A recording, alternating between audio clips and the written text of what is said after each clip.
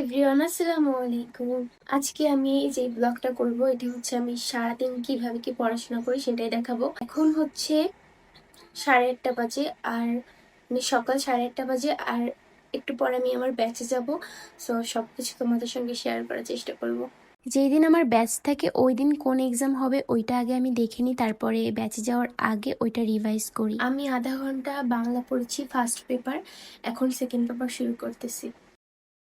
Guys, আমার এই ভিডিওটা কিন্তু একদমই শর্ট, কারণ আমি সারাদিন এইগুলাই করতে থাকি আর এক্সট্রা কোনো টাইম থাকে না যে আমি অন্য কিছু করব। এই জন্য তোমাদের আমি সেরকম কিছু দেখাইতেও পারতেছি না। মেইনলি যেদিন আমার ব্যাচ থাকে সারাদিন এইভাবেই কাটে।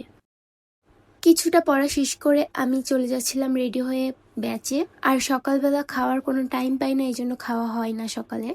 দেন ক্লাসে আসার সঙ্গে সঙ্গে বুঝতে পারি আজকে আসলে আমার অনেক লেট হয়ে গেছে।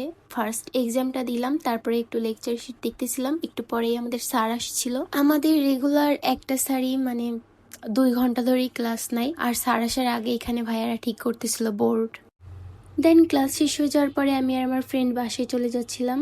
অন্যদিন আমাদের লাইব্রেরিতে যাওয়া হয়, তবে আজকে একটু লেট হয়ে গেছিলো, এই জন্য আর যাওয়া হয়নি। আমি বাসায় আসি প্রায় 1টার দিকে, তারপরে এসেই খাওয়া দাওয়া করে গোসল করে ঘুম পড়ে, তারপরে বিকালে আবার উঠছি, দেন একটু বাইরে হাঁটাহাঁটি করছি। আজকের ব্লগটা ছিল এই পর্যন্ত, অনেক শর্ট, বাট এটা হচ্ছে আমার রেগুলার ডেতে আমি কি কি করি এটাই। Thanks for watching guys.